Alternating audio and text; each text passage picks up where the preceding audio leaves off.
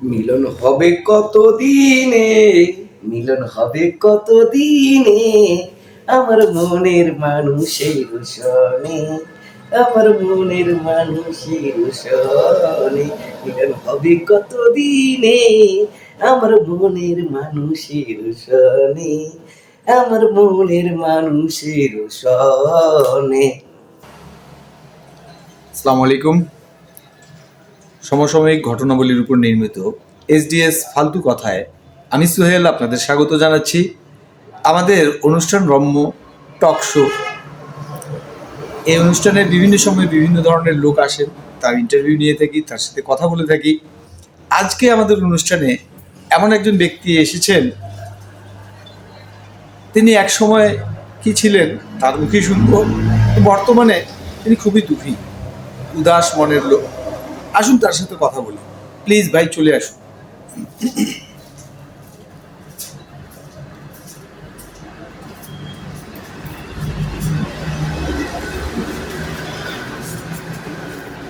আসসালামু আলাইকুম। ওয়ালাইকুম আসসালাম ওয়া রাহমাতুল্লাহি ওয়া বারাকাতুহু। মাগফিরাতুহু। আল্লাহ তোমাকে জান্নাত নসিব করুক। আমি আপনার এ হাল বা এ হেন দশা কেন? দেখে খুব বিধ্বস্ত মনে হচ্ছে। বিধ্বস্ত কি বলিব, যা ঘটেছে তা ঘটার কথা ছিল, আর যা ঘটার কথা ছিল সেটা ঘটেনি, আর দুই ঘটাঘটির মাঝে লাগে গেছে। যা ঘটার কথা ছিল যা ঘটেনি, আর যা ঘটছে তা ঘটার কথা ছিল না। আর এটার সাথে আপনার এই দিন অবস্থার কারণটা বুঝতে পারলাম বুঝতে পারো না? আমাকে দেখে কি সুস্থ মনে হচ্ছে? তো না না, আপনাকে চরম অসুস্থ মনে হচ্ছে। খুব সুস্থ। হ্যাঁ, আমি 17, 18, 19, 20 দুই দুই দুই বছর থেকে অসুস্থ। 17, 18, 19, 20 2 বছর থেকে অসুস্থ। 17, 18, 19, 20 আবার কি? মাস আর এর পরেরটা বছর বললাম। তো আমি কালকে একটা খেলা দেখেছিলাম, জিম্বাবুয়ে আর ভারত।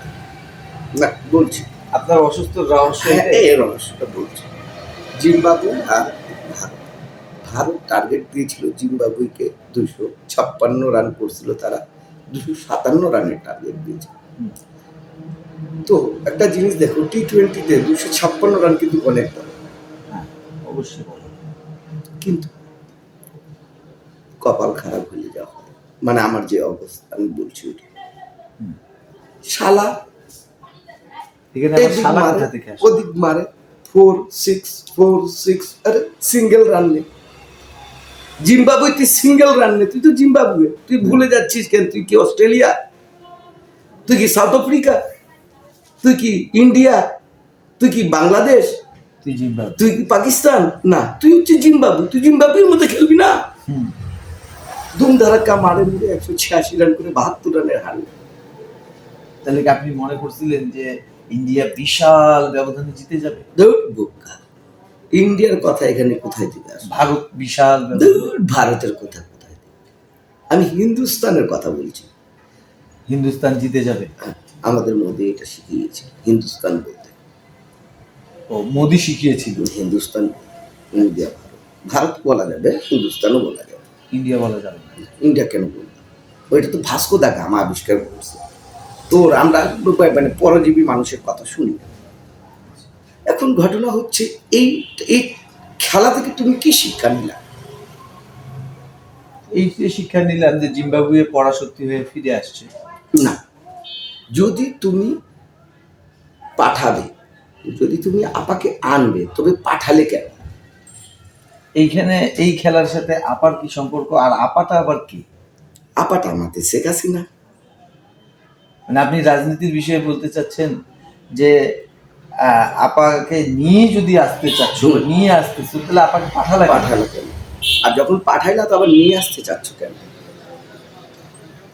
আর যদি নিয়ে আসতে চাচ্ছ বা পাঠাইলা আবার নিয়ে আসতে চাচ্ছ, তো আমাদের মতো সাধারণ মানুষকে অসুস্থ করার অধিকার কে দিয়েছে তোমাদেরকে? আপনি কি এর জন্যই অসুস্থ? সব দিক থেকে অসুস্থ। লেবু 120 টাকা হালা, আমাদের আপা থাকা অবস্থা এরকম ছিল না। সয়াবিন তেল 200 টাকা খোলা, সয়াবিন তেল 200 টাকা লিটার। আমার আপা থাকা অবস্থা এরকম ছিল না। তেল 200 টাকা লিটার, তুমি বুঝতে পারছো? 1680 টাকা গ্যাসের দাম। আমার আপা থাকা এরকম ছিল না। প্রিপেড মিটার সরাসরি ওই যে তোমার হচ্ছে কি কয় জুলুম করতেছে। আমার আপা থাকা অবস্থা এরকম ছিল না। আমার আপা 30 টাকা কেজি চাল খাইয়েছে। তা আপনার এই যে বেশভূষা, 17 বছরে আমার আপা কি করে না? এখন খেয়াল করছে, আপনি কি সেই ব্যক্তি? তো যার পা গাড়ি থেকে কখনো আমি নিজের পা মাটিতে রাখি নাই, সেই ব্যক্তি আমি হাঁটে হাঁটে তোমার অনুষ্ঠানের মধ্যে আছি। তুমি বুঝতে পারছো আপা না থাকার পর আমার কি অবস্থা হয়েছে? চরম নির্যাতিত আমি। তো এই যে বেশভূষা ধরছেন, এটা তো আপনাকে মনে হয় তাবলিগের লোক বা এই জাতীয় কিছু। তুমি বোঝো না, যেমন দেশ তেমন দেশ। এখন যেদিকে বৃষ্টি যাচ্ছে আমাকে সেদিকে ছাতা ধরতে হচ্ছে, আমাকে তো টিকতে হবে। আপনি তো গাড়ি থেকে পা রাখতেন, আমি এতদিন একটা জিনিস আমার মাথা, আপনি তো দেশের বাইরে চলে যেতে পারতেন না, আমি বাংলাদেশে জন্মেছি, আমার নারী পোতা বাংলাদেশ, আমি মরবো বাংলাদেশ। আওয়ামী লীগ ভাগে না, শেখ হাসিনা পালায় না। না, এটা তো সত্য কথা। শেখ হাসিনা কখনো পালায় না, আওয়ামী লীগ কখনো পালায় না, তারা স্বদেশে থাকে। এখন ঘটনা হচ্ছে দেখো, জিম্বাবুয়ে আর ইন্ডিয়ার মধ্যে বর্তমান অবস্থা আমার, বুঝতে পারছো? আমার অবস্থা ঠিক এখন বর্তমানে জিম্বাবুয়ের মতো। ইন্ডিয়ার মতো। ইন্ডিয়ার মতো কি করে? জিম্বাবুয়ে ভালো রেজাল্ট এই করলো। দেখো, জিম্বাবুয়ে ভালো রেজাল্ট করছে। সে অস্ট্রেলিয়াকে হারাইছে, সাউথ আফ্রিকাকে হারাইছে, ওয়েস্ট ইন্ডিজকে হারাইছে। সে কিন্তু ভালো একটা অবস্থানে ছিল, কিন্তু জিম্বাবুয়ে থেকে কেউ আশা করছিল এটা? ভালো খেললে তো ভালো রেজাল্ট আশা করেনি। ইন্ডিয়া 1 নম্বর দল, ঠিক আছে? ইন্ডিয়ার সাথে যে জিম্বাবুয়ে এত ভালো খেলবে এটা আশা করছিল কেউ? জিম্বাবুয়ে নিজে হারলো, সাথে ইন্ডিয়াকে নিয়ে চলে গেল। এই কারণে বললাম, আপা যখন আপাকে আনতেই লাগবে তখন পাঠালে কেন? দর্শক, ছোট্ট একটা বিরতি নেন। আপাকে পাঠালো কেন যদি আনতেই হয়, এই বিষয়ে আমরা আরও চর্চা করব কিছুক্ষণ পর। দর্শক, বিরতির পর আপনাদের স্বাগত জানাচ্ছি।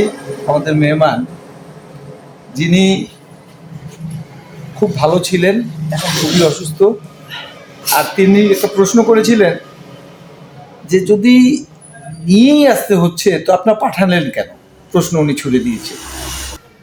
আপনি এই যে কথাটা বললেন, এই কথা দিয়ে কি বোঝাতে চাচ্ছেন?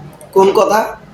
যে বললাম যে আপনি বললেন যে নিয়ে আসতে যদি হয় তাহলে পাঠালেন কেন, এটা এটা দিয়ে আপনি কি বোঝাতে চাচ্ছেন? মানে এখন তো আসতেছে, এটা আপনার জন্য আনন্দদায়ক জিনিস। এখন দেখো, সবচেয়ে বড় কথা, স্বাধীনতা অর্জন হচ্ছে রক্ষা করা কঠিন, রক্ষা করা কঠিন।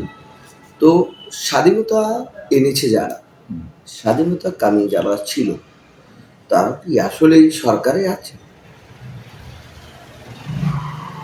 আমি আর তাদের মূল্যায়ন বা কোথায় বাংলাদেশে?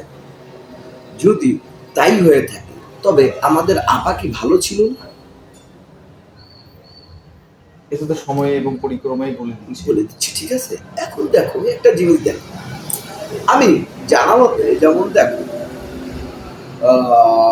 গভর্নর হিসাবে সাধারণত এইটুকু জানি যে বাংলাদেশ ব্যাংকের যারা গভর্নর হয় তারা সাধারণত অর্থনীতিবিদ, বা যারা অর্থনীতিতে খুব তুখার স্টুডেন্ট বা বিসিএস ক্যাডার অর্থনীতিতে, তারাই গভর্নর হয়। কিন্তু অনাকাঙ্ক্ষিতভাবে বা কাঙ্ক্ষিতভাবে, যেইভাবে হোক না কেন, আমাদের বাংলাদেশে যে আগামীতে যে গভর্নর আসছেন তিনি হচ্ছেন গার্মেন্টস ব্যবসায়ী, মানে ব্যবসায়ী। আচ্ছা, এই আপনার এই হেন দিন অবস্থার জন্য কি এটা দায়ী? সবকিছু দায়ী। উনি আসছেন, আচ্ছা উনি আসার পর অর্থ বিষয়ে বা গভর্নরের দায়িত্বটা কেমন পালন করবেন আমার জানা নেই, কারণ তিনি অন্য ধরনের, তিনি হচ্ছেন ব্যবসায়ী। তিনি ব্যবসায়ী থাকবেন, তা গভর্নর। আবার 89 কোটি টাকা তার ঋণ খেলাপিও আছে মিউচুয়াল ট্রাস্ট ব্যাংকে। আবার বিএনপি সে কিন্তু সদস্য 23 নম্বর নির্বাচন পরিচালনার কমিটিতেও ছিলেন। তো যাই হোক, সেটা বিএনপির এবং হচ্ছে আপনার যারা আসবে তারা। কিন্তু আমি জানি, আমার জানার মতে, যেমন আমাদের বাংলাদেশে যতগুলো গভর্নর হয়েছিলেন সবাই ইকোনমিক্সের স্টুডেন্ট গুলোই ছিলেন। এরাই বাংলাদেশ ব্যাংকের গভর্নর ছিলেন। আপনাদের সরকারের আমলে হ্যাঁ, আমাদের সরকার 17 বছর শেখ হাসিনা সরকার যিনি হ্যাঁ। পরিচালনা করেছে। বলেন আপনি, এখানে কোনো আপনি গভর্নরে বা অর্থমন্ত্রীতে যারা অর্থনীতিবিদদের স্টুডেন্ট ছিল না তারা বাদে, বা যারা অর্থনীতি নিয়ে লেখাপড়া করে নাই তারা বাদে কি অর্থনীতিবিদ বাদে অর্থমন্ত্রী অথবা তোমার হয়েছে নাকি, কি কয় হচ্ছে গভর্নর হয়েছে? তুমি দেখাও। আচ্ছা, আচ্ছা, যাই হোক, এটা রাষ্ট্রের বিষয়, রাষ্ট্র বুঝুক। এখন সবচেয়ে বড় কথা যে আমাদেরকে যে হ্যাক প্রতিপূর্ণ করার পর আমাদেরকে যে তাড়িয়ে দেওয়া হলো বাংলাদেশ থেকে, আপনি তো জানেন বিতাড়িত করে দেওয়া হলো, ক্ষমতাচ্যুত করে দেওয়া হলো, ক্ষমতাচ্যুত করে দেওয়া হলো। ক্ষমতাচ্যুত করার পর বাংলাদেশ কি পেল? বাংলাদেশ তো কি পেল? বাংলাদেশ অনেক কিছুই পেল। কি পেল বলেন? এই কি এক্সাম্পল তারেক রহমানকে পেল। আমি বলছি কি কি পেল না, বাংলাদেশ কি কি পেল না, এটাই আমি আপনাকে বুঝাই দিচ্ছি। যেমন নির্বাচিত সরকার থাক বা অনির্বাচিত সরকার থাক, বহুদিন যাবত যদি কেউ আপনার রাষ্ট্র পরিচালনা করে, সে রাষ্ট্রের উন্নতি সবসময় থাকে। তা আমাদের বাংলাদেশের রাষ্ট্র উন্নতি ছিল। আপনি তার অবকাঠামো দেখতে পারেন, পদ্মা সেতু, মেট্রো রেল, তারপর হচ্ছে আপনার ট্যানেল, তারপর হচ্ছে আপনার হচ্ছে রাস্তাঘাট। এগুলো তো আমাদের যারা শেখ হাসিনা ছিল সে তো নিজের জন্য করেনি, সেটা তো জনগণের জন্য করেছে। মেট্রো রেলের কি উনি উঠেন? ওনার প্রয়োজন ছিল না? না, আমার কথা এই দিন অবস্থার জন্য না, আমি বলছি যে এই রাষ্ট্রটাকে একটি সুন্দর আকারে, সুন্দর সাজিয়ে একটি রাষ্ট্র যে তোমাদেরকে উপহার যে দিয়ে গেল, এটা কি তার দোষ ছিল? দর্শক, আমাদের অতিথি কোন আদলের আমি বুঝতে পারছি না। আপনারাও যদি বুঝতে পারেন তাহলে অবশ্যই লাইক, কমেন্ট, বিশেষ করে কমেন্টের মধ্যে আপনারা অবশ্যই জানাবেন। এখন উনি যে কথাগুলো বলতেছে, আমার এদিক থেকে ওদিক থেকে চলে, উনি একজন একটা হত দরিদ্র ব্যক্তি। এক সময় গাড়ি থেকে পা তিনি নামাতেন না। এখন আমি ফকির, মিসকিন, আমি এই রাস্তায় বিষয়টা- বসে ইফতার এই করি। যে সার্বিক- আমি রাত্রে যে ভালো কাজের হোটেলে বসে আমি হচ্ছে রাত্রে সেরি খাই। এই দিন আমরা কি এই বাংলাদেশ চেয়েছিলাম? আমরা কি এই বাংলাদেশ চেয়েছিলাম? আমি যে জিনিসটা যে বলতে বাংলাদেশে চাচ্ছি- আপনি বাক স্বাধীনতা এখন পর্যন্ত পাচ্ছেন না, যে বাংলাদেশে হচ্ছে আপনার আপনার যারা আপনাদের যে জুলাইয়ের কোনো অভ্যুত্থান বা বিপ্লব ঘটিয়েছিল তাদেরকে মূল্যায়ন করতে পারছেন না। আপনারা ওই যে কি কয় হলো গিয়ে ইঞ্জিনিয়ারিং করে হচ্ছে আপনারা ভোটের মধ্যে এসেছেন। তাহলে শেখ হাসিনা আর আপনার মধ্যে পার্থক্য কি ভাই? আমি তো এই জিনিসটা আপনার বুঝতেছি না। আপনার না না, শেখ নেত্রী হাসিনা আসছে। না না না, আমার নেত্রী আসছে, আমি আনন্দে আত্মহারা। টাকডুম বাজে বাংলা মায়ের ঢোল, আহা টাকডুম টাকডুম বাজে বাংলা মায়ের ঢোল। আমি যে জিনিসটা বলতে চাচ্ছি, বলেন, বুঝাতে চাচ্ছি বুঝান। যে আপনার দলীয় প্রধান যিনি আছেন সম্মানের সহিত আবার দেশে আসছেন। আসছেন, আলহামদুলিল্লাহ, আমরা খুশি। তা তিনি যেহেতু আসছেন, আপনি খুশি হতে হবেন। আপনি যে দিন অবস্থা ছিল সেই আগের অবস্থায় ফিরে ফিরে যাব, যাব। এটাতে খুশি হওয়ার কথা। হ্যাঁ। আপনি এই যে ইলেকশন ইঞ্জিনিয়ারিং বা এইসবের কথা বলার তো দরকার নেই। দরকার ছিল তো। আমরা রাত্রে ভোট কারচুপি করেছি, কে বলছে? আমাদেরকে বলে আমরা মেকানিজম করে বারবার জিতছি, আওয়ামী লীগ বারবার মেকানিজম করে জিতছে। কিন্তু তোমরা কিভাবে জিতলে? ইঞ্জিনিয়ারিং করে। আচ্ছা, মেকানিজম আর ইঞ্জিনিয়ারিং মধ্যে পার্থক্য কি জানা নাই? রাত্রে তুমি ভোট দিয়ে দিচ্ছিল আওয়ামী লীগের সময়, আর এখানে ভোট দেওয়া হলো সুষ্ঠুভাবে, রাত্রে গণনার সময় ইঞ্জিনিয়ারিং হলো। এটি তো পার্থক্য, আর তো কোনো পার্থক্য নাই। দর্শক, তাহলে আওয়ামী লীগ ভালো ছিল নিঃসন্দেহে, আমি বলবো। হ্যাঁ অবশ্যই আপনি- আপনি আমার মেহমান, আপনি অবশ্যই জি, আপনি যেমন ধরেন, আপনি এই যে জুলাই সনদ ভোট নেওয়ার ভোটের আগে ভোট নেওয়ার জন্য, ভোট দেওয়ার জন্য আপনি জুলাই সনদের বিষয়ে হ্যাঁ বললেন, কিন্তু যখন ভোট হয়ে গেল তখন বলছেন জুলাই সনদ আমরা মানি না, আমরা জুলাই সনদের হচ্ছে আপনার কি কয় সিগনেচার করব না। তবে আপনারা কি পরিচয় দিচ্ছেনটা কি? আপনি আসছেন যে, হ্যাঁ, আপনি যে আসছেন, আসার পর আপনাদের কি জুলাই সনদকে মানবে?